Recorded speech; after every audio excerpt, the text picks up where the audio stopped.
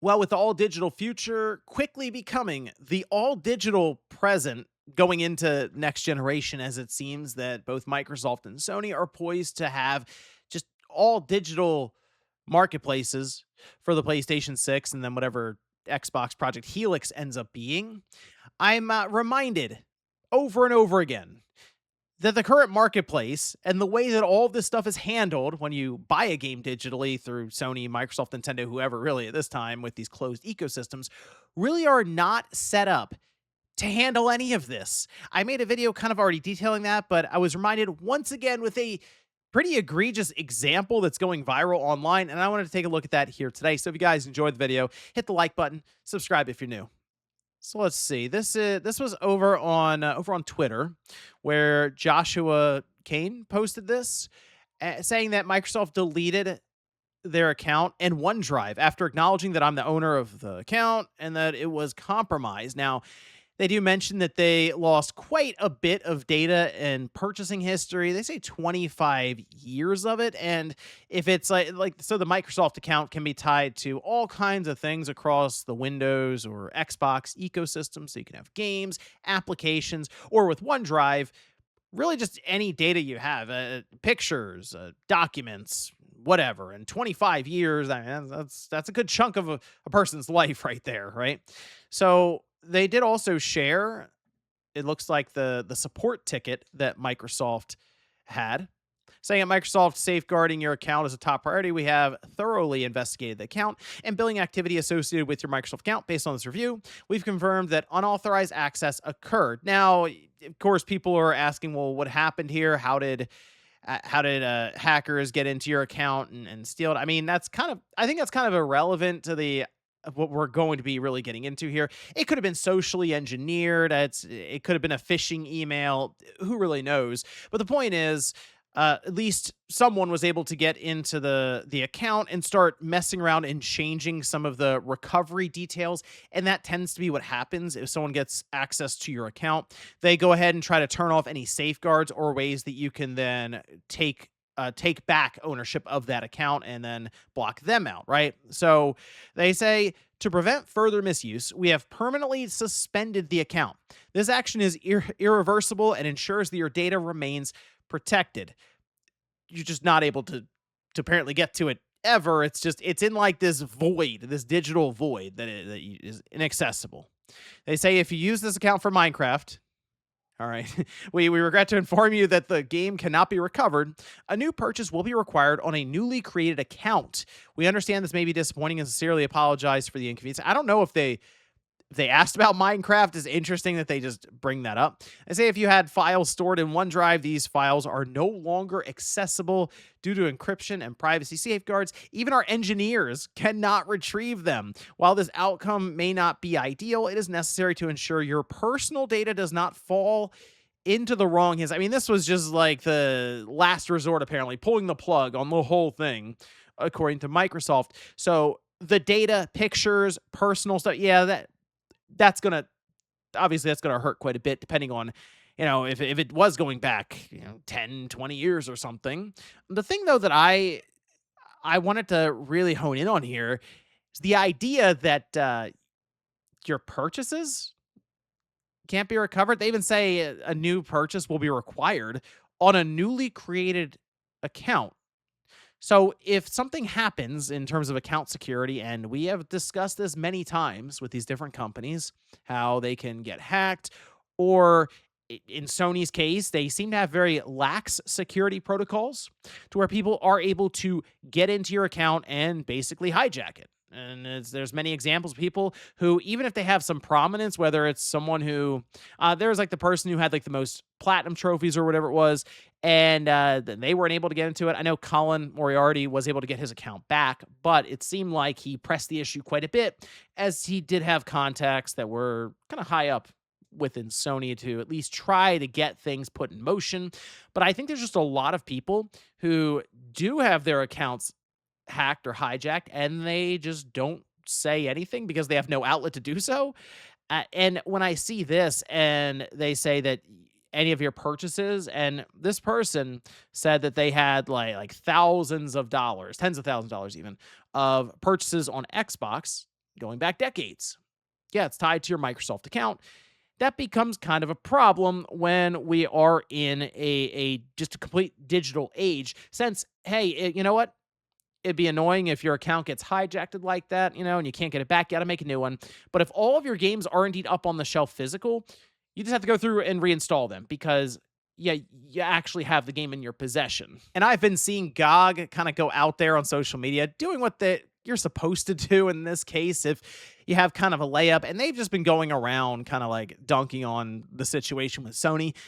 But it's funny that it's constantly relevant with these different things that are happening.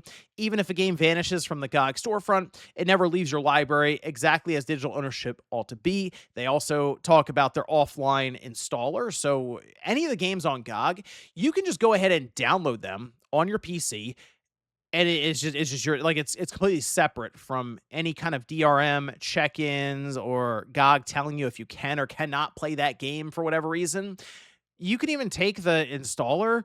There are scripts that people put up online that you can use, and it will turn, say, one of these installers into something you can burn to a disk and actually turn it into like a physical media for your PC. It's pretty cool. It's kind of an initiative I've seen that's been getting more and more traction online. Go figure with everything that's happening currently being pushed into kind of the all digital future.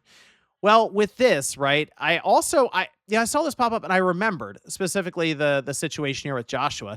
I remembered there was a recent lawsuit I guess had a decision made, and it has to do with Xbox. This person posted up over on the Xbox subreddit saying that Microsoft deleted their account and told me to buy my games again. They sued them and they won. So Microsoft has to restore their account with all their games and pay them $400.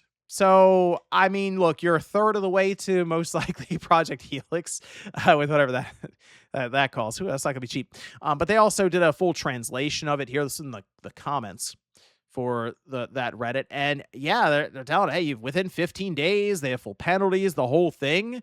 And they said it doesn't set a precedent there. I believe this was in Brazil. It does show that this stuff can be pressed and taken to court, and it seems like Microsoft doesn't actually have much to stand on when it comes to, just closing a person's account that has legitimate investments over time. And I mean, yeah, you could say, hey, I have one $60 game that I bought. You close my account down, and I should still have access to that game, because really the thing that these companies need to understand, if they push into this all digital future like it seems like they are going to, they need to figure a lot of stuff out when it comes to digital game ownership, or just digital goods.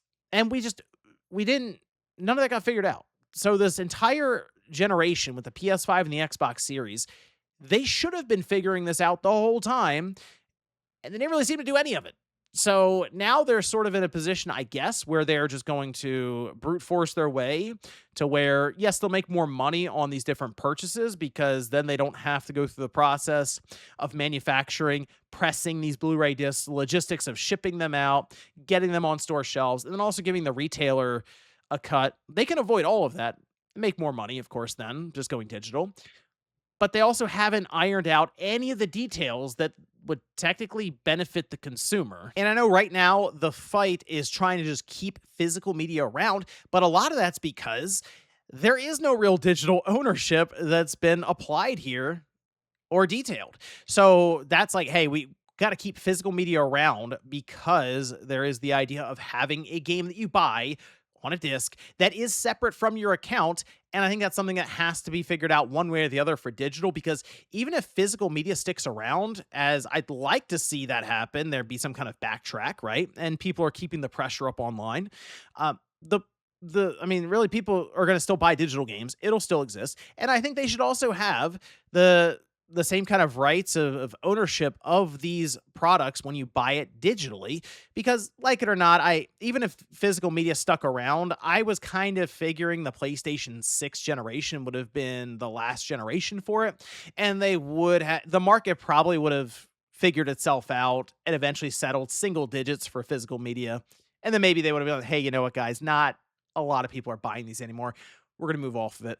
And so with that in mind, that's what we need to figure out, or at least these companies do, because if they don't, I mean, what do you think is going to happen? The ESRB was formed because they didn't want the government getting involved to try to regulate this themselves, right? All around the world. So, with that in mind, if there is no if they don't go back and figure out all this stuff right now around digital ownerships, even competition in the marketplace, and yeah, that could come down to like used games, being able to take a digital product and resell it if I want to, or lend it to someone without Sony's permission. I mean, there's just so much stuff they'd have to figure out here. I don't think they have the time, unless they have some crazy speed run planned out here over the next year, going through 2027 towards the launch of the PS6. I mean, the only result I can see right now is that, yeah, government, regulatory bodies, whoever, they're going to get involved, and it can get kind of messy because then you wonder, okay, how involved will the government get? Do they know when to necessarily stop? And that's where things can get kind of uncertain when it comes to gaming and just overall hobby that we enjoy, participating in. But let me know what you guys think about this one down below in the comments. So again, I know the push for physical media, I get it. But I think this is a really, really big thing that needs to have a bigger spotlight as well, because it really seems to be when something like this happens that the spotlight gets thrown on it, but it should be there at all times. And I think these companies, yeah, they got a lot to answer for when it comes to the logistics of delivering DRM free digital goods that you pay for, because they themselves describe it as, buying the product on their own storefronts. Thanks guys for watching, and I'll see you next time.